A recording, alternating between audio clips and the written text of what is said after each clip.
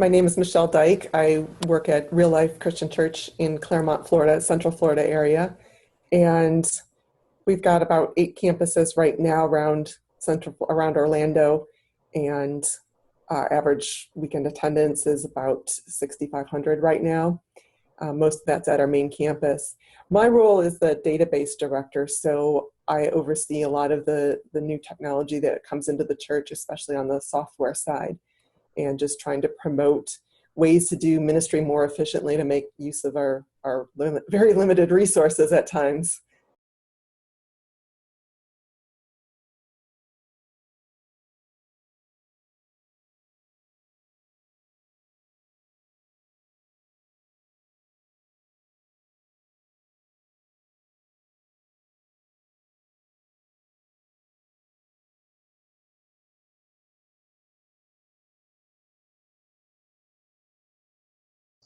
If you remember when Irma hit us, we had just started using PastorsLine a month or two before, and we were just really getting off the ground with it, and Irma really jump-started us.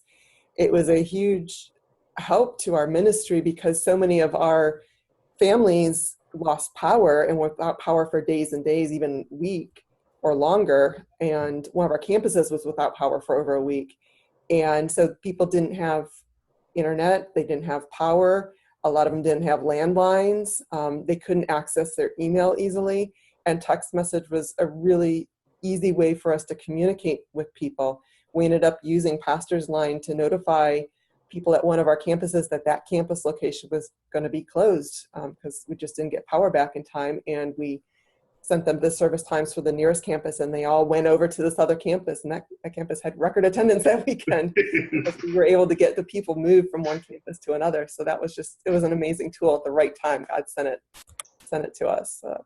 Right. Yeah, you may not get cell phone calls through, you may not get voicemails through, but those texts go through. And so it was the best way to communicate at that time of crisis.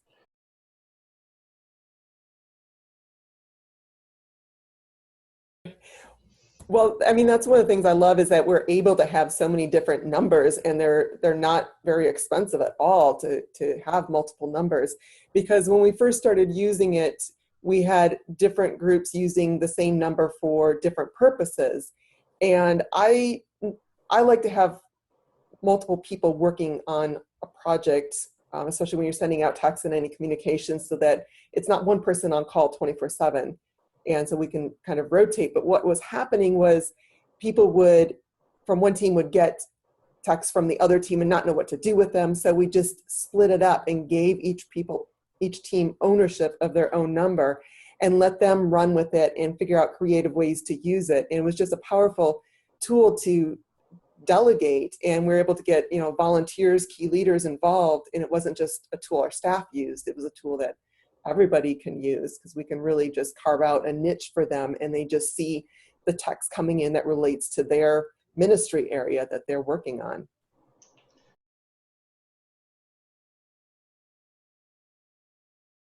So our smaller campuses will just have one number for their campus because all their team kind of works on everything. And that's the division I use is, if you're doing the same things, you're going to help one another, then use the same number. But at our larger campuses, then we start splitting it up because there's different teams that work on different projects. So we have one for guest services and our first-time visitor team who uses one number just to reach out to first-time visitors. And then we have another number for life groups. And we have one number we use for all of our campaigns and our incoming texts. But then when we have outgoing texts and we're trying to get more into a conversation mode, then we'll split them out to the text. And a lot of times, the people think this is the pastor's personal phone number or text number, because oftentimes it's one of our pastors who are responding and talking, but it's also, we're able to, if that pastor needs to take a vacation or take a break, then we can have someone else on the team step in and continue the conversation seamlessly and not worry about, losing that sheep and getting them lost somewhere. We'd definitely like the local numbers that it comes, and our campuses span different area codes, so we choose different area codes for the different campuses, and we just give them a couple choices and they pick their number. And it is nice because our team can take breaks when they go on vacation. We don't have to worry about, getting texts from people like, hey, I'm a first-time visitor, I'm going to come back, but I had this question, while they're on vacation. That can be handled by someone else. And so it allows our team's time to take breaks, but still be responsive to people. And the ownership of that, or that response, doesn't fall on one person. We can share the burden, and it's seamless to the people who are contacting our church and trying to reach us. Yeah, so we like to make almost all of our people using PastorsLine users so that they only get access to the one number they're working on. And we try to organize our numbers so that one number handles all of that person's responsibilities. And then we have very few admins who see everything, because it can be a bit overwhelming when we have hundreds of texts flying around for an admin to have to go in and sort through things. Okay. So yeah, we primarily focus on giving people user privileges so they just see the areas they need to see. We're in the position of one church in multiple locations, and from my perspective, I don't want the pastor looking at this line item in their budget and saying, I don't understand it, therefore it's not worth it and I'm not going to do it. I'd rather tell them, here's a free resource that you can use and to text people, and we'll just cover it in our central budget. Excellent. That's working for us right now. We love the keyword campaigns where we can put a keyword up on the screen during service or before service and have people text to get more information about something, because oftentimes they're in service and they get excited about something, and then they have the best intentions to go home after service and look it up on the internet and sign up. And we just find if they can do it right in service and get the information, and they text it and they get the link and we get their information and they're plugged in, we're getting more of a response rate. One of the coolest campaigns we've done recently is we did a message series on prayer. As part of our prayer message series, we did 21 days of prayer, and we had people text the word pray to our main line, and it signed them up for our prayer series of 21 days. Every morning we sent them a PastorsLine text, and it would give them a link, and it would open up to some Bible verses and a prayer that we wanted everyone at our church to pray. We thought we might have a few hundred, 200-300 people sign up for this. We had almost 1,500 people text and join, and we were sending out 21 days of text messages to almost 1,500 people who were praying for our church and praying for our community and joining us in prayer. So that was just awesome to see that our congregation's really embracing this technology and texting. They love to text. Exactly. That's really powerful. Obviously, this was an additional cost. Do you feel like it was worth it doing it this way? There's other ways you could have skipped the additional cost of texting to get so many people. You could have sent emails. You could have done a Facebook thing only. Do you feel it was worth it? Absolutely worth it. I spent a lot of money to get people in my church to pray more. Yeah, but it would, because for me, it would just, every morning when I'd, getting ready in the morning, it would come in on my phone. It would remind me to do it. And it wasn't like I had to wait to check email, and I'm usually busy doing 100 other things when I'm checking my email. And it wasn't like it took people a long time to pray. You just open it up, click it, and there's your prayer, you pray, and you're done. And it just was a healthy habit for us to, get our congregation or our membership to do. So yeah, I definitely feel it was worth the cost. Yeah, that was the reason we chose PastorsLine over other options, is because of the CCB integration, and we didn't have to manually enter the data in.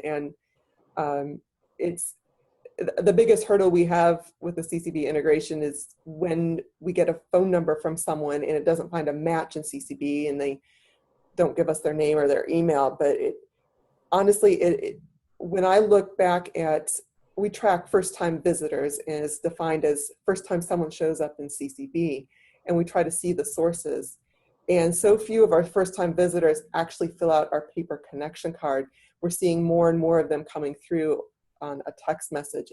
And now these are people that we can communicate with and reach that we couldn't before, and we wouldn't have been able to reach if we hadn't been using a tool like PastorsLine. It is helping. I think it is improving matches, and we have fewer duplicates. I haven't tried to go in and measure it and look for the duplicates, but yeah, it is. From when I kind of looked at, it seems like it would help. Right. That's the beauty, is we kind of turn the tool over and see what our campuses and our leaders can do with it. We do have one use. This is kind of behind the scenes, but our lead pastor wants to see his numbers right away, his attendance numbers, and so do the campus pastors. And we use a free tool from Life Church called Church Metrics to record our attendance, but I'm having difficulty getting people to enter it in on the same day. They keep forgetting. And so I've asked Holly to set up some weekly reminders through PastorsLine to text the people and remind them to enter their attendance in Church Metrics. So that's something we're testing and want to use it, because, it's after an event on Sunday night or Wednesday night, and they don't think about going into their email and checking their email. They're done with the event. I can go home and sleep. But I'm hoping and so far it's worked. When they get the text, they go in right away and just enter the number. They have it. They just forget to take that step to put it in. So the text message coming in really prompts them. And so that seems to be working well. I'm hoping to roll that out to more people and use it that way. So yeah, I've been coming to Real Life since 2009. And I've been on staff for about 4 years right now. I came to this church. Kind of my story was I had grown up in church. I drifted away in college. I got married, and we believed in God, but we didn't believe in going to church. When my husband got sick and he passed away, and we were in our 30s, I was feeling lost, and I went to several churches and couldn't find a church that I loved as much as I just didn't feel right, and I gave up. And then I live in Florida. I went back home to Michigan for a high school reunion. God put someone at my table from my high school who I didn't know in high school next to me. Turns out she lived a few miles down the road, and she went to Real Life. And so she brought me to church and got me coming, and it was just like I walked in the doors and felt like I was home. So it's just been amazing. They've really helped me turn my life around and turn around how I perceive God and how I perceive my relationship with God. So I love my church. I'd been consulting in insurance industry for 25 years, working with financial models as an actuary. And I love data. So it was a great fit when I was working here at the church, and we decided to start a database department. And it made coming over to church life really, really easy. And so I left consulting and just have a passion for bringing numbers to church, because numbers matter because people matter. And behind every single number, and this is something we forget in the insurance industry, behind every single number is a person, a real life person. So it matters because the people matter. And so this has given me a chance to bring some statistics and metrics into the church environment. We have so many people, and I'm a numbers person, and I like data. And so it's helping our pastors to focus on what's important, that people matter, therefore numbers matter, and therefore we need to look at the numbers. And it's not about growth or anything, but it's about, reaching people for God. And I love the Jesus parable where he talks about the shepherd, and he's got 100 sheep, and he notices that one's missing. Well, how did he notice that one was missing? He counted and he knew he had 99 sheep, so he needed to go after that one sheep. How do we know when we're missing a person? We need to be counting them and looking at our people and communicating with them and reaching them so that we can find that lost sheep and bring them back to God. So it's just been a great opportunity for me to use my industry knowledge and passion for technology, because technology is just a tool. It's not good or evil. The world can use technology, so why can't the church? We can use it for God's kingdom, to grow God's kingdom. And it's what we try to reach unchurched people. We're not trying to steal anybody from another church. We want to reach the people who are far from God. Our mission is to change lives. We want to help real people find real faith. And to do that, we need to use the tools that are out there in the world to reach them how they want to be reached. And texting is a great example. Everybody in the real world texts all the time. That's how I talk to my friends. That's how I talk to my kids and even my parents. And so why not use it for the church to text people and talk to people the way they're used to being talked to and communicated with. And we find that a lot of people really, really prefer to be texting. And it's a little bit less invasive than a phone call, and it's more effective than an email. That emails so many times don't make it through, or they get in the spam filter or the trash filter, or but the text messages really come through. And so it's been a great tool for us to use.